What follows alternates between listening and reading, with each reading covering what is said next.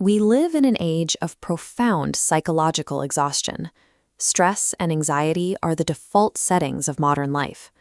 Long before the rise of modern psychiatry, Siddhartha Gautama was already engineering a definitive treatment for this same existential dread.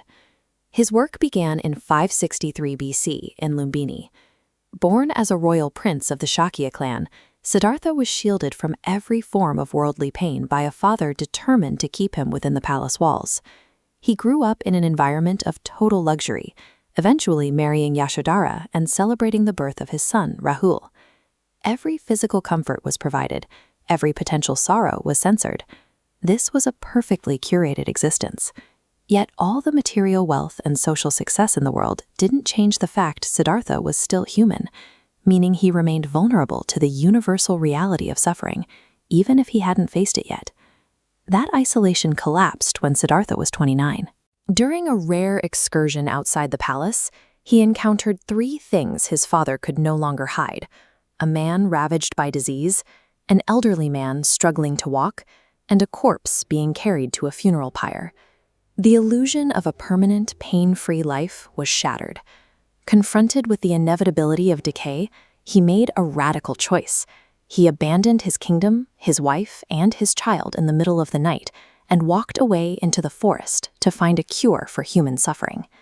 This pivot is known as Mahabhinishkraman, the Great Departure. Siddhartha realized that you cannot solve the problem of pain by hiding behind wealth. Solving it requires directly facing the uncomfortable reality of mortality. Siddhartha spent 6 years in the trenches of extreme asceticism.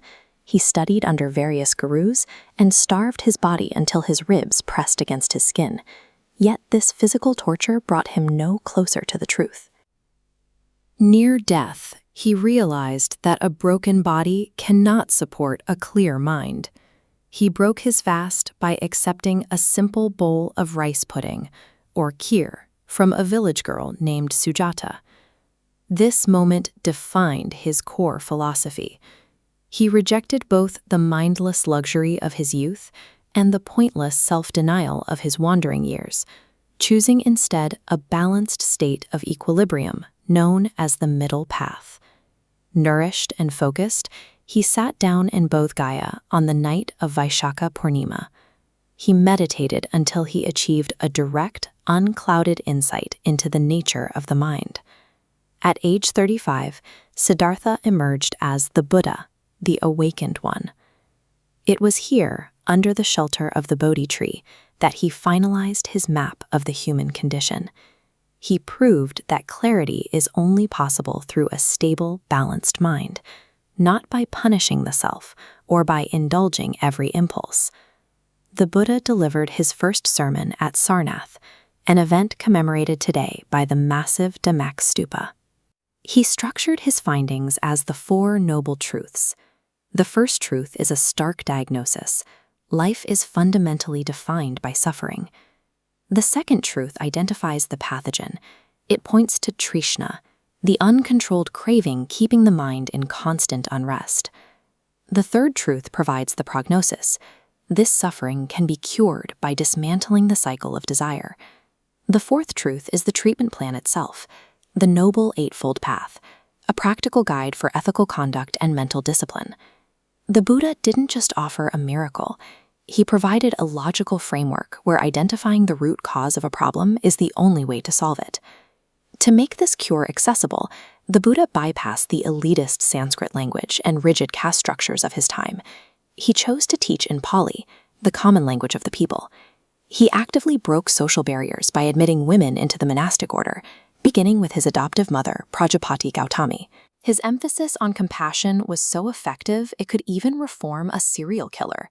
He famously confronted Angulimala, a man who wore a necklace of his victim's fingers, and transformed him into a monk through the sheer power of patient logic. These truths were universal. They empowered the marginalized, reformed the violent, and demonstrated that philosophical insight is a tool for everyone, regardless of social status. For 45 years, the Buddha traveled across India on foot, dispensing this psychological medicine, until he reached his 80th year. By 483 BC, he had arrived in Kushinagar for his final days. Even as his disciples, Bodrik and Ananda, wept at his bedside, he offered one final, empowering instruction: Appa Dipo Bhava. Be your own light. He then passed into Mahaparinirvana, the final liberation from the cycle of suffering. This was his ultimate call for self-reliance. True liberation requires trusting your own inner wisdom, rather than clinging to external saviors or gurus. The modern struggles we face today are remarkably similar to the ones Siddhartha identified 2,500 years ago. We are still searching for peace in external things, only to find the unrest remains internal. The middle path and the practice of compassion are still the most effective tools we have for navigating a chaotic world. The remedy hasn't changed. To find peace in a dark time, you must be willing to strike the match and become your own light.